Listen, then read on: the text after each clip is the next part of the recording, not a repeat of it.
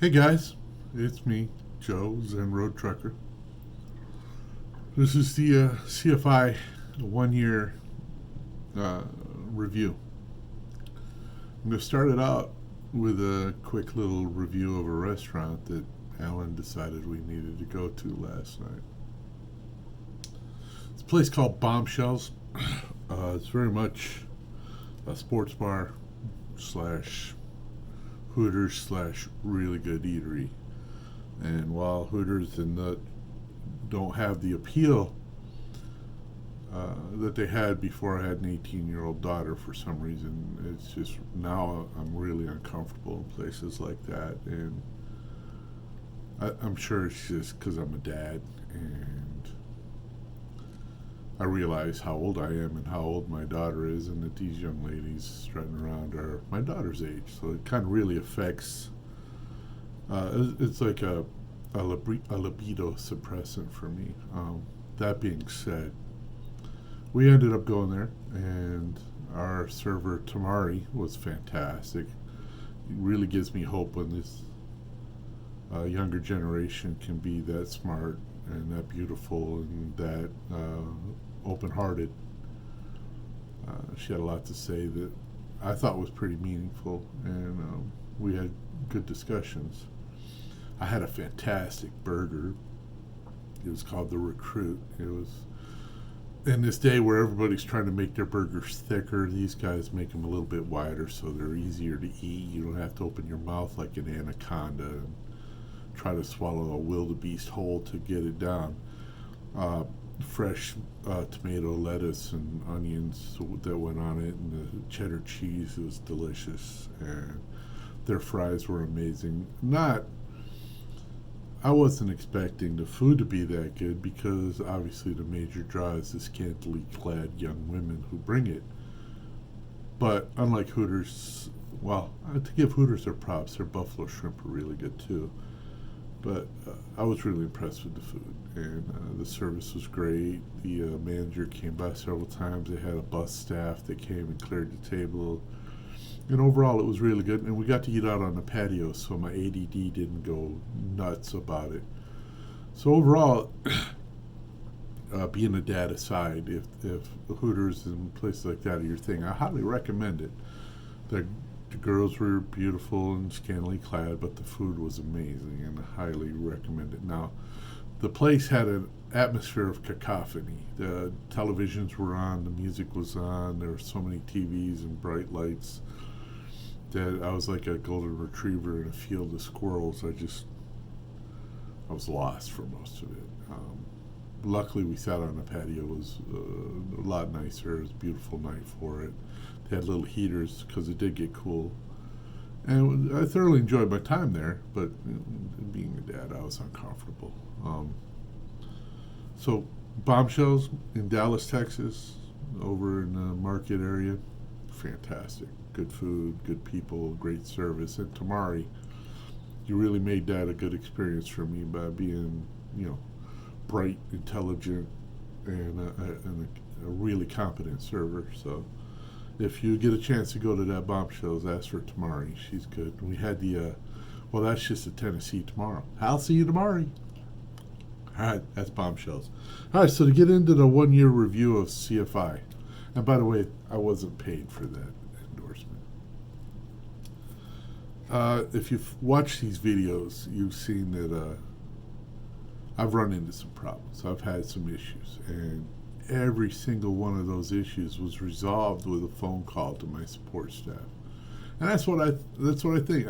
I know that they're there for me. I mean, all the other drivers too, but I know that I'm no less important or more important than any other driver on the road when it comes to calling in and saying, "Oh my gosh, I have a problem.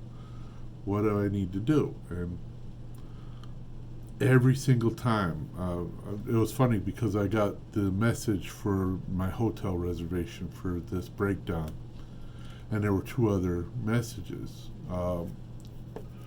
one from Indiana and one from Michigan, where I had to do this prior. And I remember just how easy those other two episodes were. That, oh, my truck is broken down. I call Roadside Assistance.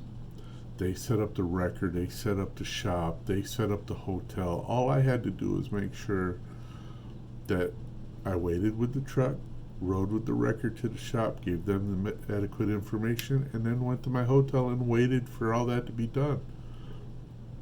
Nothing out of my pocket, nothing to, well, I had to pay for the taxi and the Uber to get to the hotel, but then I'm reimbursed for that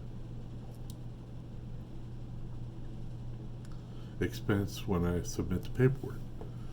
So, as far as breakdowns and accidents go, really a stress-free situation. I had an accident where I backed into a truck in a parking lot, and that went swimmingly. No anger, no recriminations. Just, hey, dumbass, watch a couple of these videos to remind you not to back into shit. And that was easy, so I did that. So the stress of truck breakdowns, because they're going to happen. These are huge, intricate pieces of equipment. The company's set up to take care of it. The company's set up to take the load off your shoulders. You call in and they fix it. Blowouts on the side of the road, you call in and they fix it. Adjust your ETA because your truck broke down, they fix it. Overall, just a fantastic situation. We get detention pay, we get layover pay for this. I think we're getting layover pay because our truck is broke, not detention. Detention is something if you have to sit for more than 2 hours at a shipper or a receiver to get loaded or unloaded, we get paid what's called detention pay. We get a little extra money for having to sit and do nothing. If that's not cool, I don't know what is. Reserve parking, if on the chance that you can't get somewhere that has adequate parking, you have to reserve a parking space, company reimburses you for it. Flying J, TA, Pilot, Petro are usually where the reserve parking are. You can reserve it on the app, walk into the fuel desk, get a receipt, and submit it for receipt. If you end up spending the night at a truck stop that we don't have any fuel points at, you need a shower, company reimburses you for a shower. Now, they're not going to do it every day, all week, but on the off chance that you have to have a shower, they'll reimburse you. If you have to pay for parking, they'll reimburse you. Again, don't do it every night. They recommend, they don't recommend, they tell you, do not park on the side of the road. No interstate on-ramps and off-ramps. If you have to go into a rest area, don't park on the approaches to the rest areas. They want you to be safe. They want you to keep the equipment safe. And they give you adequate time during load planning when they dispatch you to be able to do your route plans to the point where you don't end up sitting on the side of the road because you can't find a parking. If you're sitting on the side of the road because you can't find parking, that's a failure on your part in doing your adequate trip plan. And I will probably put out some videos about how I trip plan, how I set my routes, so that I never end up on the interstate, never end up on the side of the interstate park sleeping because I run out of hours. But we'll cover that. CFI again supports us in that by giving us what they call a legal dispatch at 49 miles an hour, so it gives you plenty of time to get from A to B and take into account where you need to stop in between. We fuel at Loves. When I started here, we fueled at Flying J. When we moved to Loves, it was a far better experience with the integrated Loves app. We sit in a cab, set the pump, get out, pump the gas, pump the def, do a quick search around the vehicle inspection, get back in. We're out in the weather a minimum. Just the convenience of not having to go in and get a receipt from that is great. We've got the apps, Weigh My Truck app with CAT scales integrated with our EFS card, so we don't have to get out of our truck and go in and get the receipt. It's emailed to us and we can screenshot the results.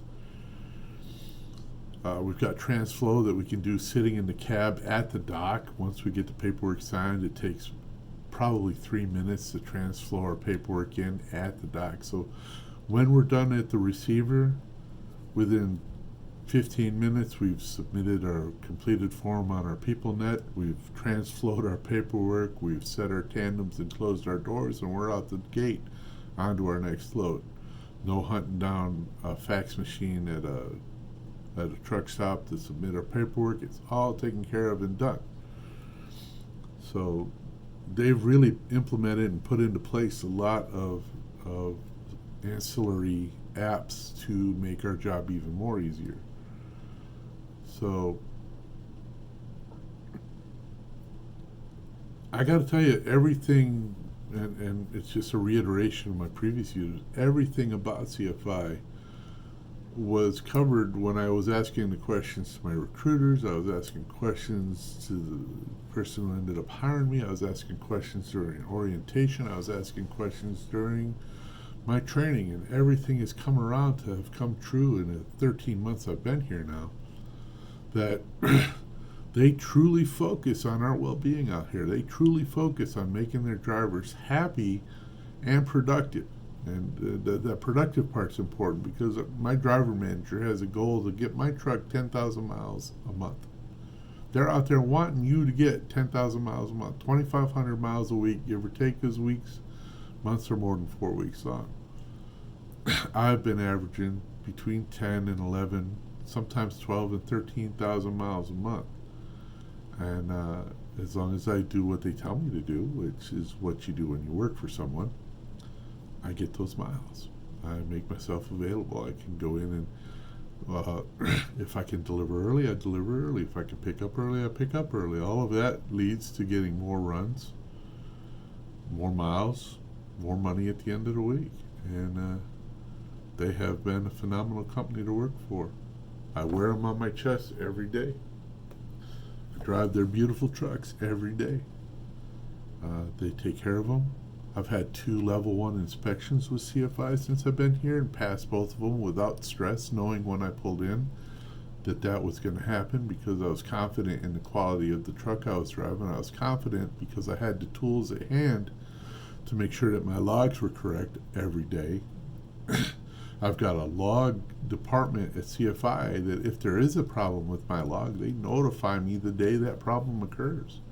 Hey, you've got an error in your log. We've set it up for you to certify. Please go and certify it. I get that maybe twice a month sometimes, that the machine will screw up and say that unknown driver, or you were at this place longer than you thought, but they fix it. And so do I recommend CFI?